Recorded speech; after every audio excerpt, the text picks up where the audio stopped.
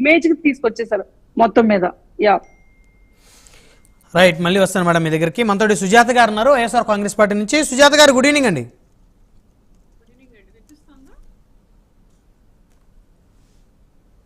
Yeah Sujatha గారు ఒకసారి మీరు మ్యూట్లో ఉన్నట్టున్నారు, అన్మ్యూట్ చేయండి. లేదండి నేను మ్యూట్ లో లేను. యా సుజాత గారు, సో మరికొద్ది సేపట్లో ముంబై నటి స్టేట్మెంట్ని విజయవాడ పోలీసులు రికార్డ్ చేయబోతా ఉన్నారు. సో దీని వెనక వైసీపీ పెద్దల హస్తం ఉంది అనేటువంటి వాదన ఏదైతే ఉందో, సో ఆ వాదనకి మరి బలాన్ని చేకూర్చేటువంటి అంశాలు కనుక ఆవిడ నోటి నుంచి కనుక వస్తే ఖచ్చితంగా వైఎస్ఆర్ కాంగ్రెస్ పార్టీ ఇరకాటంలో పడుతుంది. ఏమంటారు? వినిపిస్తోందండి? వినిపిస్తుంది సుజాత గారు. ఒకటి, గుడ్లవల్లేరు విషయానికి వస్తే ఇక్కడ నేను కొన్ని పాయింట్స్ చెప్తాను. ఇప్పుడు అధికారంలో ఉన్నది టీడీపీ కూటమి.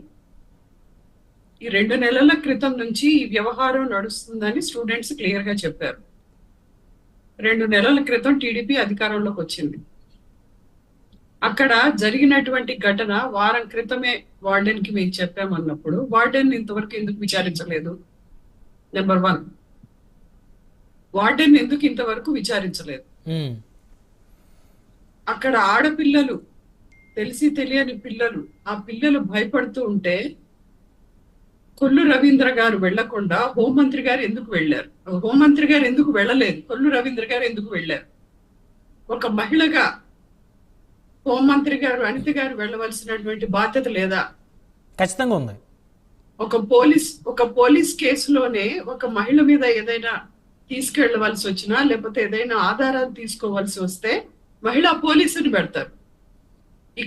ఇక్కడ కాలేజీ స్టూడెంట్స్ మొత్తం ఆడపిల్లలు ఆ విధంగా భయపడుతుంటే రాత్రి వాళ్ళు క్యాండిల్ లైట్ ర్యాలీ దగ్గర నుంచి తెల్లవారుజామున ఇక్కడ పూర్తిగా వర్షాలు, గుంటూరు కృష్ణా జిల్లాల్లో పూర్తిగా వర్షాలు, వర్షంలో కూడా తెల్లవారుజామున 3 గంటల వరకు ఆ పిల్లలు ర్యాలీ చేస్తున్నారంటే ఎంత భయపడిపోయారనేది తెలుస్తుంది. అంత భయపడిపోయినటువంటి పిల్లల దగ్గరికి హోంమంత్రి అనిత గారు వెళ్ళవలసినటువంటి బాధ్యత లేదా? అదొక పాయింట్. అసలు వీడియోలు లేవు అన్నప్పుడు 300 అనేటువంటి నెంబర్ ఎక్కడి నుంచి వచ్చింది? 300 అనేటువంటి నెంబర్ అసలు ఎక్కడి నుంచి వచ్చింది? అది మేము అడుగుతున్నాం. ఇంకోటి, అసలు ముందు వార్డెన్ మీరు ఎందుకు అరెస్ట్ చేసి విచారించలేదు? నెంబర్ 1 పాయింట్ అది. చేస్తారనుకుంటా మేడం. దాని వెనుక చేసేది ఏంటంటే ఇప్పుడు ఎంతసేపు అయింది ఈ విషయం బయటకు వచ్చి? ఎంతసేపు అయింది? ఎందుకు వార్డెన్ ఇంతవరకు అరెస్ట్ చేసి విచారించలేదు? ఎవరిని కాపాడటానికి చేస్తుంది ఈ టీడీపీ కూటమి? అందులో క్లియర్ గా చెప్తున్నారు పిల్లలు, ఒక రాజకీయ నాయకురాలి కుమార్తె ఉంది. ఈ రాజకీయ నాయకురాలు కుమార్తె ఉండబట్టి దీన్ని రాజకీయంగా పులిమేటువంటి ప్రయత్నం చేస్తున్నారు. ఏబీవీపీ సంఘాలు, అన్ని విద్యార్థుల సంఘాలు అక్కడ కూర్చున్నాయి రాత్రి నుంచి. ఇంతవరకు వార్డెన్ ఎందుకు అరెస్ట్ చేయలేదు? దీని వెనక కనిపించట్లేదా? దీన్ని మచ్చిపూసి మారేడికాయ చేద్దామని 300 వీడియోలు ఉంటే 300 అనేటువంటి నెంబర్ మీ దగ్గర నుంచే వచ్చింది కదా. మీ పోలీస్ ఆఫీసరే చెప్పారు కదా. ఏదైతే ఈ రోజు స్టేట్మెంట్ ఇచ్చారో ఏ వీడియోలు తీలేదని ఆ పోలీస్ ఆఫీసరే చెప్పారు 300 అని. ఎవరో కాదు. మరి ఎలా చెప్పారు ఆయన? ఆడపిల్లల జీవితాలతోటి ఆటలాడుకోవడం కూటమికి అలవాటైపోయింది. పొద్దున్న లెగిస్తే ఎల్లో మీడియాలో కూర్చోబెట్టి, ఆడవాళ్ళని కూర్చోబెట్టి డిబేట్లు అయిపోయినాయి. వెబ్ సిరీస్ నడుస్తుంది ఇప్పుడు. ఇంత ఆడపిల్లల్ని రక్షించాలనుకునేటువంటి వారు, ఇంతమంది ఆడపిల్లలు బయటకు వచ్చి రాత్రి నుంచి తెల్లవారుజామున 3 గంటలు వానలో కూడా, వర్షాల్లో కూడా వాళ్ళు బయట ర్యాలీ చేస్తుంటే మీరు వాటిని ఎందుకు విచారించలేదు ఇంతవరకును? ఇంతవరకు ఆ కాలేజీకి సంబంధించినటువంటి ఒక వీడియో క్లిప్ ఎందుకు బయటపెట్టలేదు? ఆడపిల్లల వీడియోలు ప్రూఫ్స్ గా రవీందర్ గారికి చూపించాలంట. అది ఎంతవరకు న్యాయమైనటువంటి ప్రశ్న నాకు అర్థం కావట్లేదు. సిగ్గుండాలి ఆ మాట అడగడానికి. మీరు హోంమంత్రి అనిత గారిని పంపించాలి కనీసం ఒక మహిళగా, కనీసం ఆవిడన్న ప్రూఫ్స్ చూస్తుంది. అంత మాత్రం కూడా లెజిటిమసీ లేని నిరూపణ ఏదైతే వీళ్ళు నిజ నిర్ధారణ చేస్తామని కూర్చున్నారో దాన్ని చూస్తేనే తెలుస్తుంది. ఇక్కడ నిన్న ఒక వ్యక్తిని పోలీసులు విచారించారు. విచారించిన తర్వాత సోషల్ మీడియాలో వచ్చినటువంటి వార్త అతను వైసీపీ మనిషి అని. ఆ తర్వాత వైసీపీ కార్యకర్తలు బయటికి తీశారు అతను జనసేనకి సంబంధించినటువంటి పవన్ కళ్యాణ్ ఫ్యాన్ అని. మరి అతన్ని అరెస్ట్ చేశారా? పోలీసులు విచారించారు కదా ఒక వ్యక్తిని, అతన్ని ఎందుకు అరెస్ట్ చేయలేదు? విచారించి ఆధారాలు ఉంటే ఖచ్చితంగా ఎవరైనా అరెస్ట్ చేస్తారు మేడం, ఎందుకు వదిలిపెడతారు? సరే మరి 300 అనేటువంటిది ఎక్కడి నుంచి వచ్చింది అంటే విచారించిన ఎవరో ఫ్యాన్ అయినంత మాత్రాన వాళ్ళేం చేపించింది కాదు కదా. ప్రతి మనిషి రాజకీయంగా ఒకరిని అభిమానిస్తాడు, సినిమా పరంగా ఒకరిని అభిమానిస్తారు, దేశభక్తి పరంగా ఒకరిని అభిమానిస్తారు. కరెక్టే బ్రహ్మనాయుడు గారు, నేను చెప్తున్నాను అతన్ని ఎందుకు అరెస్ట్ చేసి విచారించలేదు, వాటిని ఎందుకు అరెస్ట్ చేసలేదు, ప్రిన్సిపల్ ఎందుకు అరెస్ట్ చేయలేదు? వీళ్ళందరినీ విచారించాలి కదా. మేమేమి శిక్ష వేయమని అనట్లేదు, ఇంతవరకు వాళ్ళని విచారించలేదు.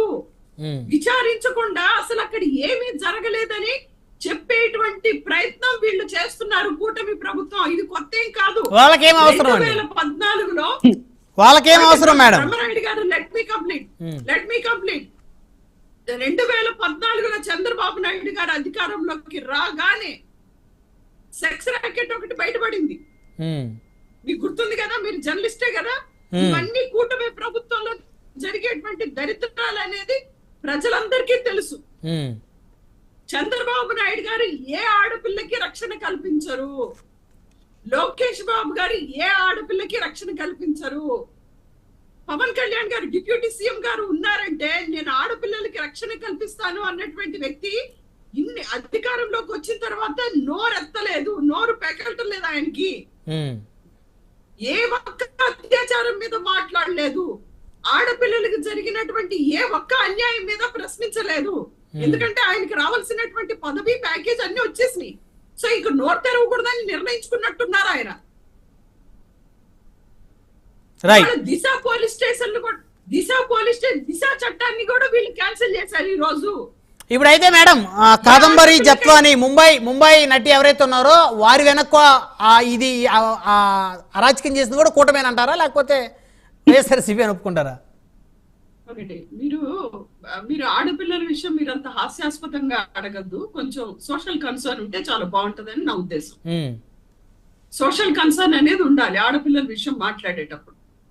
ఆ జత్వాని రాష్ట్రంలో ఉన్న ఆడపిల్లలకి న్యాయం చేయలేనటువంటి వీరు జత్వానికి ఆ అమ్మాయి కాదంబరికి న్యాయం చేస్తారంట.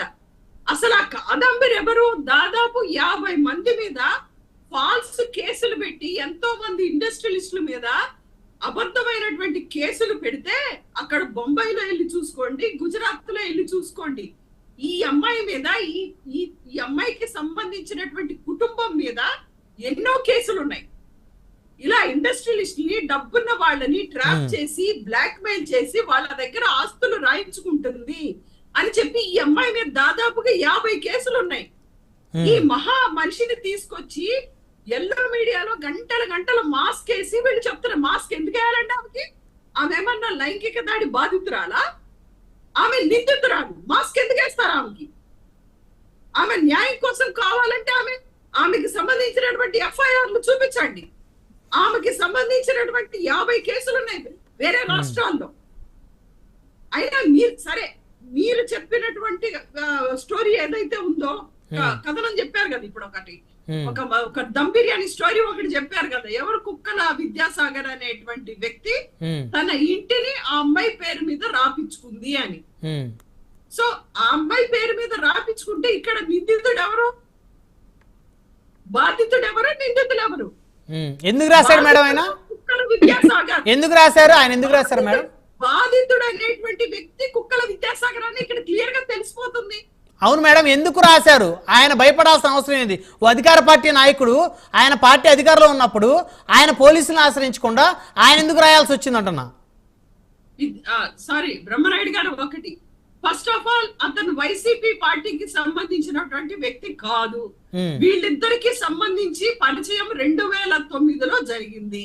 అప్పుడు వైసీపీ పార్టీ అసలు పుట్టనే లేదు. అర్థమైందా? 2014లో అతను ఎమ్మెల్యే అభ్యర్థిగా అడిగి ఓడిపోయాడు. రైట్? అతను ఏమన్నా గెలవడం జరిగింది. ఆ తర్వాత అంటే గెలిస్తేనే వైసీపీ నాయకుడా మేడం? ఓడిపోతే వైసీపీకి సంబంధం లేదా? మీరు కాదు, అతను ఎప్పుడూ కూడా వైసీపీ కార్యకర్తగా కానీ క్రియాశీలంగా పనిచేసినటువంటిది లేదు. అయినా టికెట్ ఇచ్చారు. వైసీపీ పార్టీలో ఏ రోజు కూడా క్రియాశీలంగా ఆయన పనిచేసింది లేదు. ఏ రోజు కూడా ఆయన ఒక పదవి కానీ ఒకటి ఏదన్నా పొజిషన్ కానీ ఆయనకి వైసీపీ పార్టీలో లేదు. అతను వ్యక్తిగతంగా అమ్మాయి మీద కేసు పెట్టాడు యాజ్ అన్ ఇండివిజువల్. ఆ ఇండివిజువల్ గా పెట్టింది దేనికి? ఆ అమ్మాయి మోసం చేసిందని. ఆ అమ్మాయి మోసం చేసిందని పెట్టి అంటే ఇక్కడ విజయవాడలో అమ్మాయిని ఎన్ని రోజులు ఉంచారు మేడం? విజయవాడలో అమ్మాయిని ఎన్ని రోజులు ఉంచారు? విజయవాడలో అమ్మాయిని ఎన్ని రోజులు ఉంచారు? వైసీపీ పార్టీకి ఏ సంబంధం అండి? అధికారంలో ఉన్నటువంటి పార్టీ ముఖ్యమంత్రి సజ్జల రామకృష్ణారెడ్డి గారు ప్రభుత్వ ప్రధాన కార్యదర్శి, ప్రభుత్వానికి ప్రధాన సలహాదారుడు. అంటే ఇప్పుడు జరిగే వాటినేమో ప్రభుత్వానికి అంటగడతారు. పవన్ కళ్యాణ్ గారు నోరిప్పలేదు, చంద్రబాబు నోరిప్పలేదు, లోకేష్ నోరిప్పలేదని. ఒక అమ్మాయిని ముంబై నుంచి తీసుకొని వచ్చి కస్టోడియల్ టార్చర్ చేసి శారీరకంగా మానసికంగా హింసించారని ఆ అమ్మాయి చెప్తా ఉంటే ఆ అమ్మాయికి వైఎస్ఆర్ కాంగ్రెస్ పార్టీకి సంబంధం లేదంటారు. మీ పార్టీ తరపు నుంచి మేడం మీరు చెప్పేవి వినండి ఒక్క నిమిషం. మీ పార్టీ తరపు నుంచి పోటీ చేసే అభ్యర్థికి మీ పార్టీకి సంబంధం లేదని చెప్పేటువంటి మీ వాదన ఏదైతే ఉందో ఆ వాదన కరెక్ట్ కాదు. ఆ వాదనే ప్రజలకు అర్థమవుతుంది. 2009లో బ్రహ్మనాయుడు గారు 2009లో పార్టీ పుట్టక ముందు వాళ్ళ పరిచయాలు ఉన్నాయి.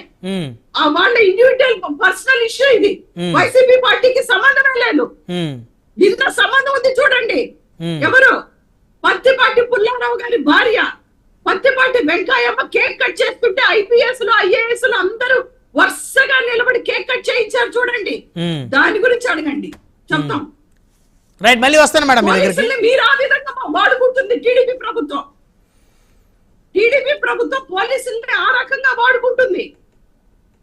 అర్థమైందా మీకు? పత్తిపాటి పుల్లారావు గారి భార్య కేక్ కట్ చేస్తుంటే పోలీసు వ్యవస్థ మొత్తం కేక్ తినడానికి నిలబడి ఉంది చూడండి, ఆవిడ చుట్టూ. మేడం ఇక్కడ మనం చర్చించేటువంటి అంశము జరిగినటువంటి పరిణామాలు మీరు వాటిని వదిలేసేసి మీరు ఏదైతే మా పార్టీకి అతనికి సంబంధం లేదు, అతను పదవి పొందలేదు, వాళ్ళిద్దరికి ఎప్పుడో సంబంధం ఉంది, దానికి వైసీపీకి ఏం సంబంధం అని మాట్లాడే వాదన ఏదైతే ఉందో ఆ వాదన కరెక్ట్ కాదనేది నా అభిప్రాయం. ఎందుకు కరెక్ట్ కాదండి?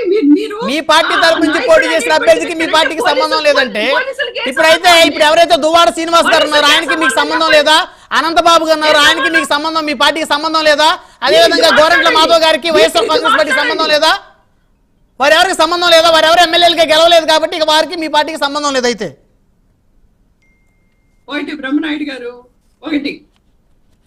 మీరు మహిళలకి ఏదన్నా కూటమి మంచి చెయ్యాలి అనుకుంటే ముందు మహిళలకి ఉచిత బస్సు ఇవ్వండి. ఉచిత బస్సు ప్రయాణం అనేది హామీ ఇచ్చారుగా, ముందు అది ఇవ్వండి. ఇచ్చారా? ఇవ్వలేదు. మహిళలకి ఉచిత గ్యాస్ సిలిండర్లు అన్నారు, అది ఇచ్చారా? ఇవ్వలేదు. ఎల్లో మీడియాలో ఒక్క మాట మాట్లాడరు దీని గురించి సంబంధించి ఒక్క మాట మాట్లాడరు.